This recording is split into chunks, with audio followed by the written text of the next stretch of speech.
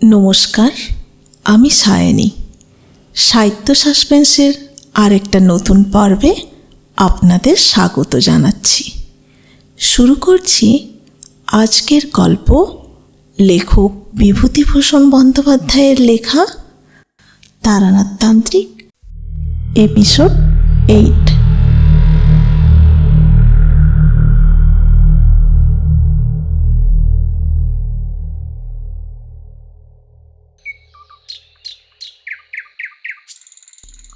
বুড়ো শিবতলার ঘাটে অশ্বত্থতলায় যতীন অন্যমনস্ক হয়ে বসেছিল।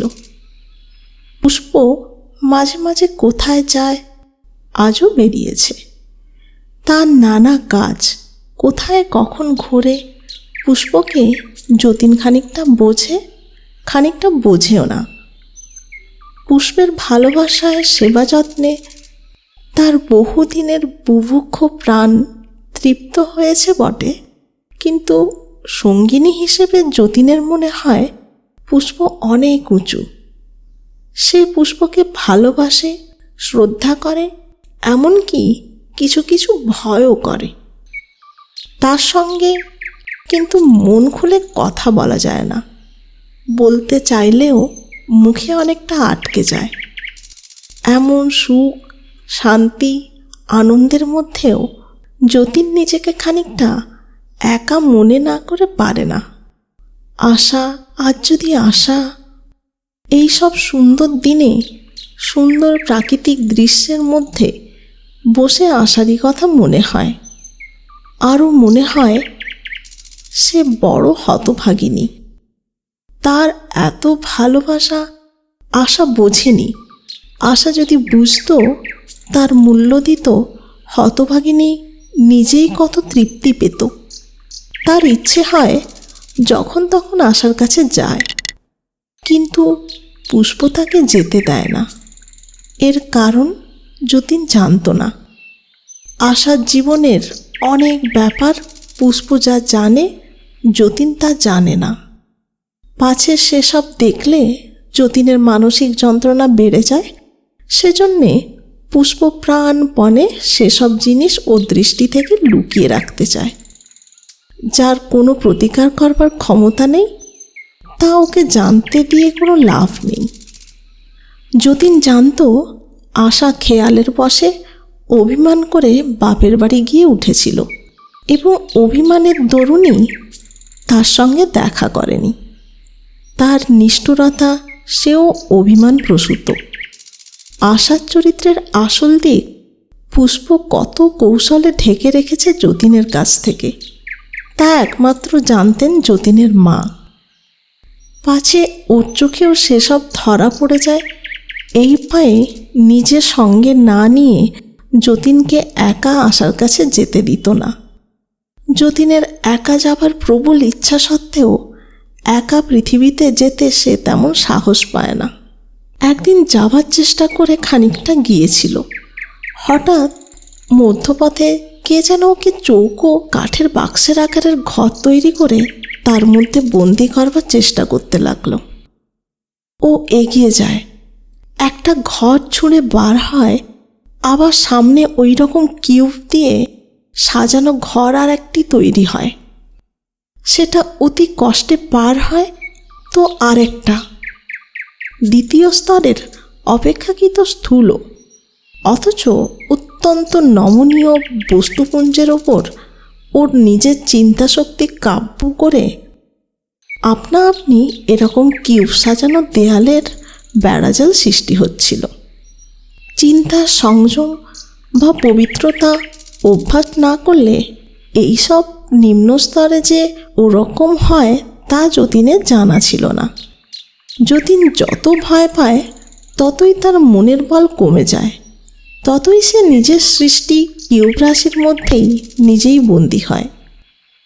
জনৈক উচ্চস্তরের প্রতীক আত্মা তাকে সেই বিপদ থেকে সেদিন উদ্ধার করেন। সেই থেকে একা পৃথিবীতে আসতে ওর ভরসা হয় না। আজও বসে ভাবতে ভাবতে আসার জন্যে সহানুভূতি ও দুঃখে ওর মন পূর্ণ হয়ে গেল। কিন্তু কি করবার আছে তার? অশরীরী অবস্থায় আসার কোনো উপায়ই সে করতে পারে না, অন্তত করবার উপায় তার জানা নেই। হঠাৎ তার প্রবল আগ্রহ হলো আর একবার সে আশার কাছে যাবার চেষ্টা করবে। এলোমেলো চিন্তা মন থেকে সে দূর করবে ভেবে ভেবে চণ্ডীর একটা শ্লোক তার মনে পড়ল। যা দেবী সর্বভূতেষু দয়ারূপেণ সংশ্রিতা নমস্তাস্যৈ নমস্তাস্যৈ নমস্তাস্যৈ নমো নমঃ। এই শ্লোকটা এক মনে আবৃত্তি করতে করতে সে ইচ্ছে করলে যে পৃথিবীতে যাবে, আশাদের বাড়িতে আশার কাছে। পরক্ষণেই সে অনুভব করলে সে মহাশূন্যে মহাবেগে কোথায় নীত হচ্ছে। গতির বেগে তার শরীর শিহরণ এনে দিলে মন মাঝে মাঝে অন্যদিকে যায়, আবার ফিরিয়ে এনে জোর করে চণ্ডী শ্লোকের প্রতি নিবদ্ধ হয়। এ তো তার শ্বশুরবাড়ির পুকুর, ওই তো সামনেই বাড়ি। বড় মজার ব্যাপার, এটা এখনও যতীন বুঝতে পারে না। কি করে সে চিন্তা করা মাত্রেই ঠিক জায়গায় এসে পৌঁছে গেল।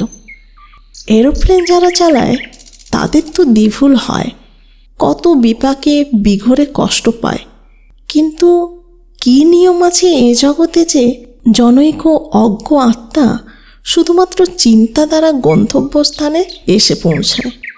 রাত্রি। আশা দোতলায় ঘরে ঘুমোচ্ছে। ও গিয়ে তার শিয়রে বসল। খানিকটা পরে দেখলে আশার দেহের মধ্যে দিয়ে ঠিক আশার মতো আরেকটা মূর্তি বার হচ্ছে।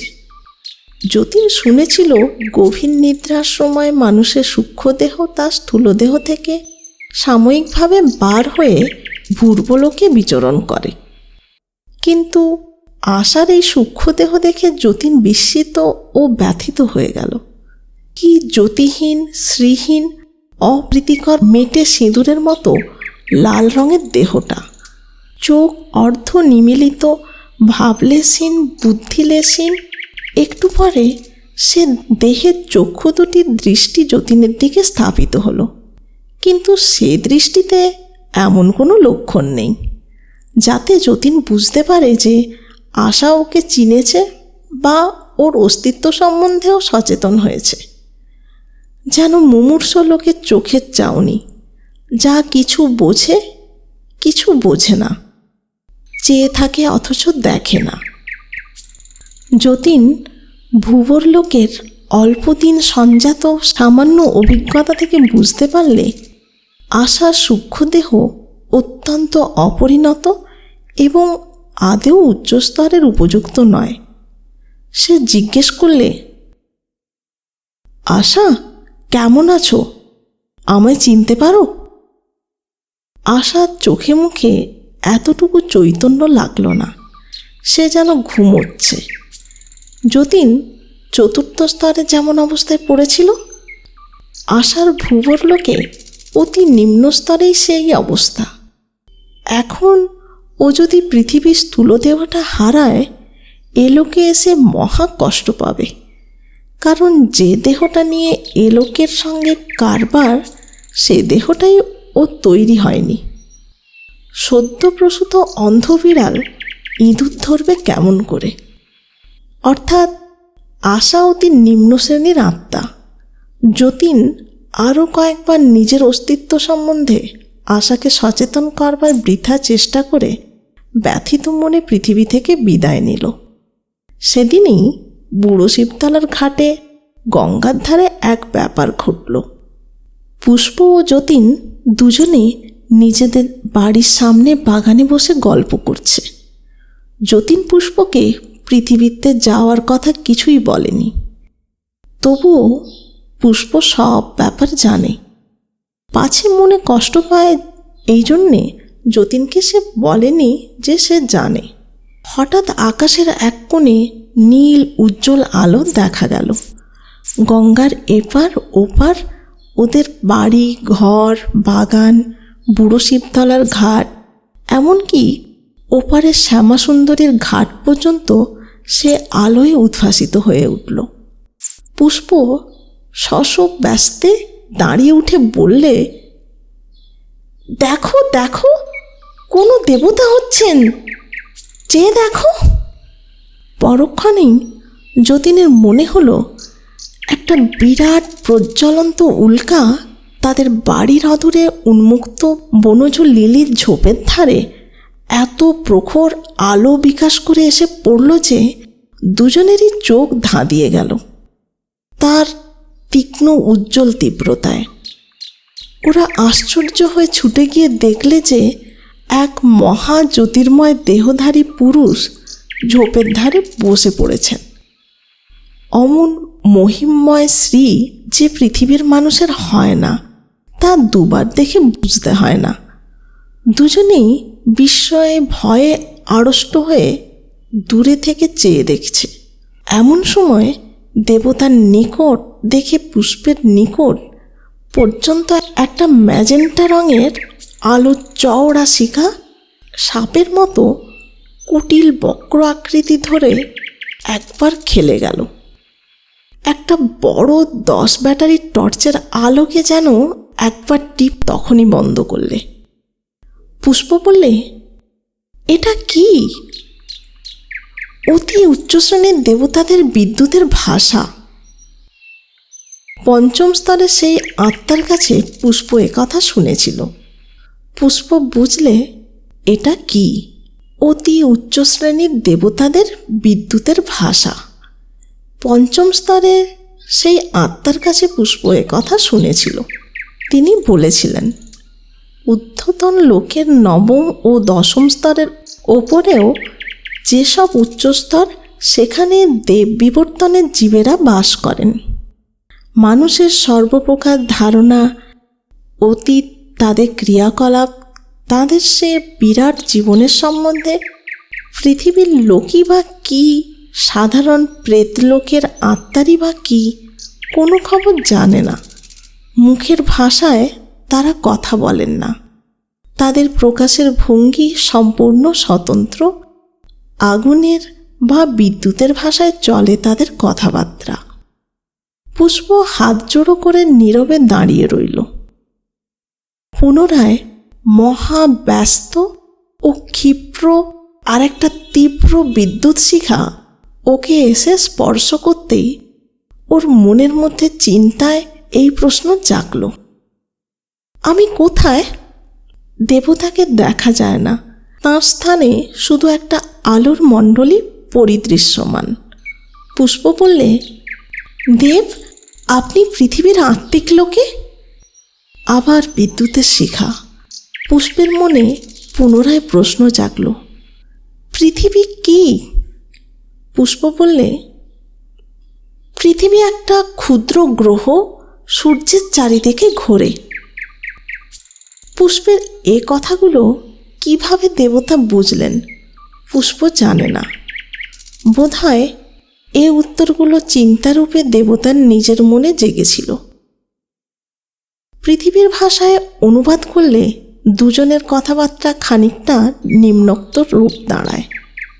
পুনরায় প্রশ্ন হল, বিশ্বের কোন অংশে? পুষ্প বিপদে পড়ে এক মনে সেদিনকার সেই দেবতাকে স্মরণ করলে।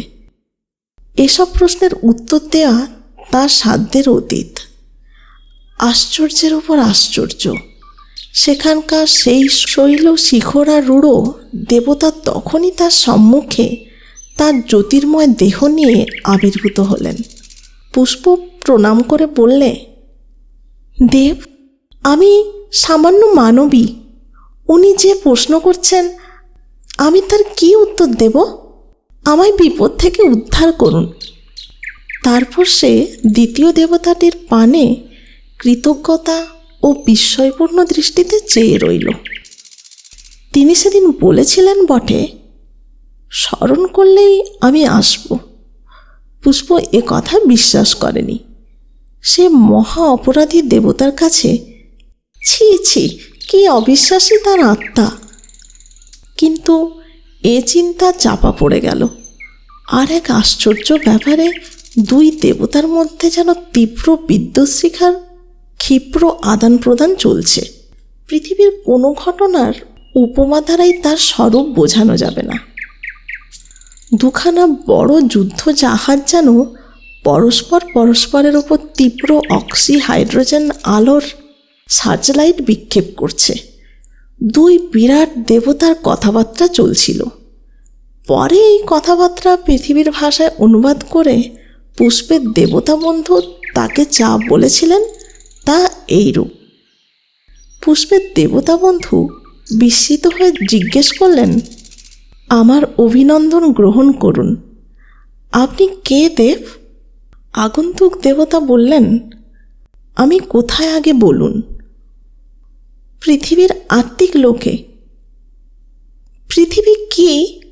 ক্ষুদ্র গ্রহ, সূর্য নামে একটা নক্ষত্রের চারিদিকে ঘোরে। বিশ্বের কোন অংশে? এই প্রশ্নের কি জবাব দেব? ছায়াপথ দ্বারা সীমাবদ্ধ যে নক্ষত্র জগৎ তারই এক অংশে। আপনি কোন অংশের অধিবাসী?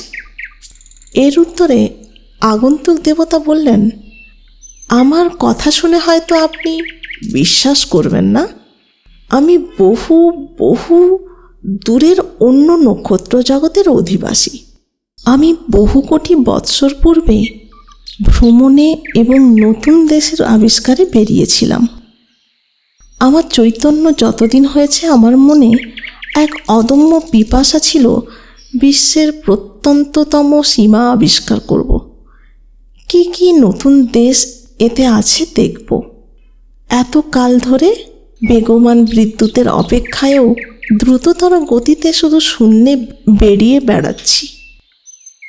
সম্প্রতি নক্ষত্রের, গ্রহের, নানা জগতের ও বিভিন্ন লোকের গোলকধাঁধার অরণ্যে দিশেহারা হয়ে এখানে শক্তিহীন, অবসন্ন এবং বিমূঢ় অবস্থায় এসে পড়েছি।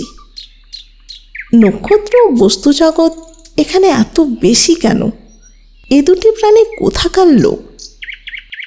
এই দুই জীব পৃথিবীর তৃতীয় স্তরের অধিবাসী। পুরুষটি সম্প্রতি বস্তু স্তর থেকে আত্মিক স্তরে এসেছে। ওরা নিতান্ত নিরীহ, অজ্ঞ। মেয়েটি কিছু উন্নত, তাও জ্ঞানে নয়, প্রেমে। যতীন এতক্ষণ শ্রদ্ধায়, ভয়ে ও গম্ভীর বিস্ময়ের আড়ষ্ট হয়ে পেছন দিকে দাঁড়িয়েছিল। সে এই কথাবার্তার বিন্দু বিসর্গও বুঝছিল না। তার মনে অত উচ্চ দেবাত্মাদের চিন্তা প্রতিফলিত হবার কোনো সম্ভাবনা ছিল না। পুষ্প ওর দিকে চেয়ে কথা বলতে সে বুঝল যে তার সম্বন্ধে কোনো কথা বলা হচ্ছে। সে এগিয়ে এসে প্রণাম করে চুপ করে রইল। এত বড় জ্যোতির্ময় আত্মা সে আর কখনো দেখেনি। দেবতা বললেন, উফ, কোথায় এসে পড়েছি! বিশ্বের কোন অংশে যে আছি তা কিছুই বুঝতে পারছি নে। তুমি কোন একটা গ্রহের নাম করলে? যে নক্ষত্রটা চারিদিকে ঘোরে সেটা আমি নতুন দেখলাম। নক্ষত্রটা খুব বড় নক্ষত্রের দলে পড়ে না এবং ওর আলো পরিবর্তনশীল।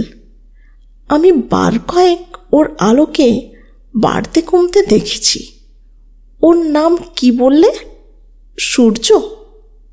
পুষ্প তার নিজের চিন্তার কিছু অংশ এবার যতীনের মনে চালনা করলে। সে বেচারি চুপ করে দাঁড়িয়ে আছে, বুঝছে না কোন ভীষণ মহাপুরুষের সামনে দাঁড়িয়ে পুষ্প পোড়ারমুখী কথা বলছে। জানুক ও বুঝুক কিছু, পুষ্পের মনের মধ্যে দিয়ে ওদের কথাবার্তা যতীন বুঝতে পারলে এবং বুঝে অবাক হয়ে গেল। পুষ্প ভাবছিল, এ আবার কত উচ্চস্তরের কী ধরনের লোক রে বাবা, যে সূর্যের নামটাই শোনেনি কখনো। পৃথিবী তো দূরের কথা। কথাটা মনে হয়ে তার বড় হাসি পেল। ছি, হাসি সামলে নিয়ে সে বললে, আপনার কথা শুনতে বড় আগ্রহ হচ্ছে। আপনি আমাদের বাড়িতে বসে একটু বিশ্রাম করুন, আর দয়া করে বলবেন কি কি দেখলেন এতকাল ধরে? আগন্তুক ওদের বাড়ির বাইরে পাথরের বেঞ্চিতে বসে বললেন। যতীন সভ্রমে উদ্ভ্রান্ত ও দিশেহারা হয়ে হঠাৎ বিনীতভাবে বলে বসল, একটু চা খাবেন স্যার? পুষ্প মুখে আঁচল চাপা দিয়ে অতি কষ্টে হাসি দমন করে বললে, কি যে তুমি করো যতুদা, পৃথিবীর অভ্যেস তোমার এখনো গেল না। চা খাবে কে, আর স্যার বলছো কাকে? যতীন অপ্রতিভ হয়ে অধিকতর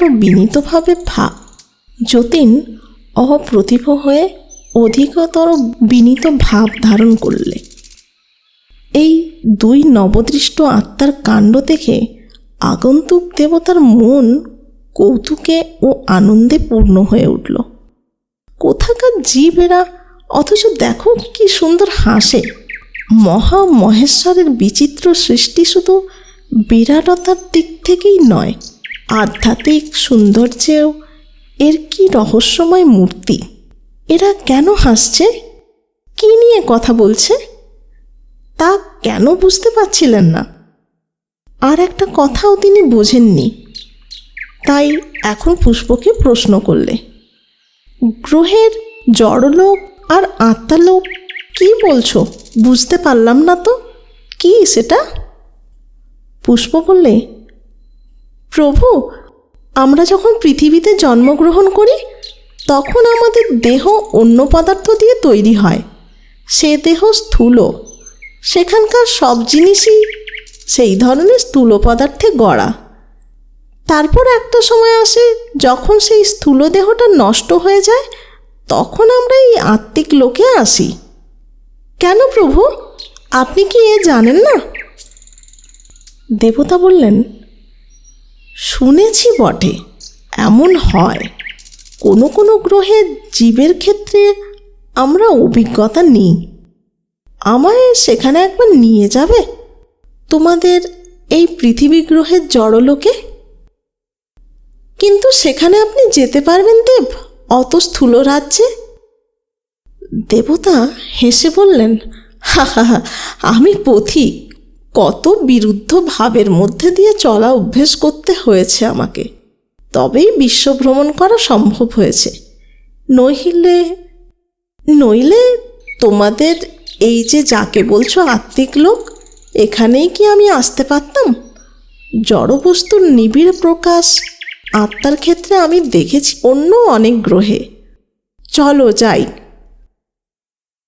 একটু পরে ওরা তিনজনে পৃথিবীর দিকে চলল। পৃথিবীর নিকটে এসে দেবতা বললেন, উফ, মেঘের মতো কী সব বিশ্রী চিন্তার ধোঁয়া চারিদিকে, তোমরা দেখতে পাচ্ছ না? যতীন তো কিছুই দেখতে পায় না।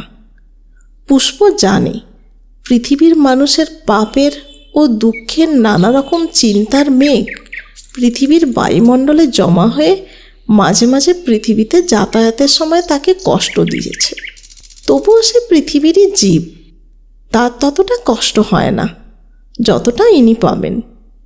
যেখানে ওরা গিয়ে নামলো সেটা ভারতবর্ষের বিহার অঞ্চলের একটা ছোট গ্রাম। মহিষ দল মাঠে চড়াচ্ছে রাখালরা। 3 জন মেয়ে মানুষ একটা ভুট্টা ক্ষেতের ধারে দাঁড়িয়ে ঝগড়া করছে। পৃথিবীতে ভাদ্র মাস, শরতের বেশ পরিষ্কার নীল আকাশ, বন্যার জল এসে নেমে গিয়েছে।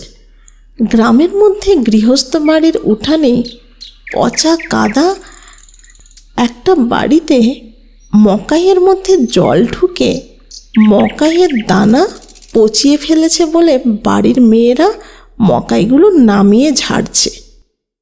দেবতা বললেন, কি আশ্চর্য, এদের গতি এতটুকু জায়গায় সীমাবদ্ধ, এর চেয়ে দ্রুত যেতে পারে না। কাটিহাট থেকে মুঙ্গেরগামী একটা ট্রেন এসে পড়ল।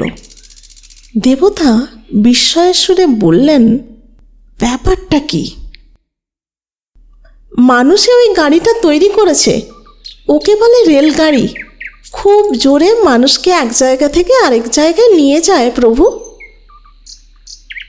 দেবতা কৌতুকের দৃষ্টিতে চেয়ে বললেন, ওই কি দ্রুত যাওয়ার নমুনা? নমুনা দেখে তো খুব আশা হয় না এদের দ্রুতগামী তার ভবিষ্যৎ ইতিহাস সম্বন্ধে। ওর নাম কি জোরে যাওয়া? এক জায়গায় দুটি ছোট ছেলে মেয়ে ভুট্টা ক্ষেত থেকে ভুট্টা চুরি করে খেতে গিয়ে ক্ষেত্রস্বামীর হাতে পড়ে খুব মার খাচ্ছে দেখে দেবতা বললেন, আহা, কচি ছেলে মেয়ে দুটিকে অমন করে মারছে কেন? পরে তিনি ক্ষেত্রস্বামীর সামনে সদয় চিন্তা বিক্ষেপ করতে চেষ্টা করলেন। স্থূল দেহের স্থূল মনে প্রথমেই কোনো কার্যকারী হলো না, কিন্তু অসাধারণ শক্তিশালী দেবতার মনের জোরে তাকে সৎ চিন্তার প্রেরণা স্পর্শ করলে সে ছেলে মেয়ে দুটিকে ছেড়ে দিয়ে বললে, আচ্ছা যা নিয়েছিস যা, তা এবারকার মতো নিয়ে যা, আর কখনো আসবি না। দেবতা বললেন, আহা, এদের এত কষ্ট! কি অদ্ভুত এই সৃষ্টি! যত দেখছি ততই এই সৌন্দর্যে মুগ্ধ হয়ে যাচ্ছি। আমার কি ইচ্ছে হচ্ছে জানো, এদের মধ্যে মানুষ হয়ে থাকি, এদের দুঃখ দূর করবার চেষ্টা করি। পুষ্প বললে, দেব, নিকটের এই পাহাড়ের চূড়াটাতে বসে আপনার ভ্রমণের গল্প একটু করবেন দয়া করে? শুনবার বড় ইচ্ছে হচ্ছে। ভাদ্র মাসের গঙ্গা কুলে কুলে ভরা। বিকেল হয়েছে। পশ্চিম দিগন্তে জামালপুরের পাহাড়ের পেছনে রঙিন মেঘস্ক্রীপের আড়ালে সূর্য অস্ত যাচ্ছে। পাহাড়ের মাথায় ছোট ছোট জঙ্গল। একটা ফাঁকা জায়গায় বন্য হরিতকি গাছের তলায় ওরা বসল। নিচে গঙ্গার ধারে একটা পাট বোঝাই ভরের মাঝি মল্লারা রান্নাবান্নার উদ্যোগ করছিল। যতীন ভাবছিল, এই তো বৃহত্তর জীবন, মৃত্যুর পরে যা সে লাভ করেছে। কোথায় বাংলাদেশের একটা ছোট্ট গ্রামে সে ছিল বন্দী। সারা পৃথিবীতে ছড়িয়ে গেল তার জীবন। পৃথিবীর অতীত কত লোকে কত স্তরে, এমনি কত নিস্তব্ধ শরৎ দুপুরে, অপরাহ্নে কত বসন্তের দিনে, আসন্ন বেলায় কত জ্যোৎস্না রাত্রিতে তার ইচ্ছামতো অভিযান ভবিষ্যতের ক্ষেত্রে জমা রয়েছে। এমন সব শখের দিনে শুধু মনে হয় সেই হতভাগী। দেবতা তার ভ্রমণের কাহিনী বলতে লাগলেন। সে ভারী চমৎকার কথা। তার সব কথা পুষ্প বা যতীন বুঝতে পারছিল না, তবুও তারা মুগ্ধ হয়ে গেল তার উৎসাহদীপ্ত মুখের ভঙ্গিতে, কথার সুরে। কত লক্ষ বৎসর পূর্বে তিনি বেরিয়েছেন বিশ্বভ্রমণে। কত গ্রহ, উপগ্রহ, নক্ষত্র জগৎ, কত ছায়াপথ, নীহারিকাপুঞ্জ, মানস গতিতে ভ্রমণ করেছেন। আলো বা বিদ্যুতের সেখানে পৌঁছতে লক্ষ লক্ষ বৎসর লাগে। সেই সব সুন্দর নক্ষত্রমণ্ডলীর পার হয়েও লক্ষ আলোকবর্ষ দূরের অঞ্চলে চলে গিয়েছেন। কখনো দেখেছেন বহু দূরে আর এক অজানা বিশ্বের সীমা মহাশূন্যের প্রান্তে আবছায়া দেখা যায়? আবার সে বিশ্বেও পৌঁছেছেন। আবার অগণিত নক্ষত্র, গ্রহ, উপগ্রহ, নীহারিকারাজির মধ্যে দিয়েও দেবতার অমিত গতিতে বহু শত বৎসর ধরে ছুটে গিয়ে যেমন তার সীমা ছাড়িয়েছেন, আবার দূরে দেখতে পেয়েছেন আর এক রহস্যময় অজ্ঞাত বিশ্বের ক্ষীণ সীমান্তবর্তী ক্ষীণ লোক তারকামণ্ডলী, কত প্রজ্বলন্ত নক্ষত্র, কত স্বয়ংপ্রভ বাষ্পমণ্ডলী লক্ষ লক্ষ যোজন। গ্রহণক্ষেত্রের গোলকধাঁধার মধ্যে কিছু দিশেহারা হয়ে পড়েছিল। পুষ্প বললে, আমাদের সঙ্গে করে নিয়ে যাবেন? দেবতা বললেন, তা অসম্ভব। এই গ্রহের বিভিন্ন আত্মিক স্তর ছেড়ে তোমরা কোথাও যেতে পারবে না। এর আকর্ষণে টেনে রাখবে। সে দেহ তোমাদের তৈরি হয়নি। তবে আর কিছুকাল অপেক্ষা করো। কাছাকাছি বহু অদ্ভুত জগৎ আছে, সেখানে তোমাদের নিয়ে যাব। আমায় স্মরণ করো না, তাতে আমি আসব না। যখন তোমরা তার উপযুক্ত হয়েছ বুঝব, আমি নিজেই আসব। এখন আমি যাই। আর একটা বিষয়ে সাবধান থেকো। তোমরা দেখতে পাচ্ছ না, আমি পাচ্ছি। তোমাদের এই গ্রহটার চারিদিকে ঘিরে একটা বিশাল শক্তিশালী চুম্বক ঢেউ বইছে। সেটা সবসময় তোমাদের ওই পৃথিবীর দিকে টানছে। এই ঢেউয়ে পড়লে ঘুরিয়ে নিয়ে এসে ওই পৃথিবীর জড়লোকে তোমাদের ফেলে পুনরায় জড়দেহ ধারণ করতে বাধ্য করবে।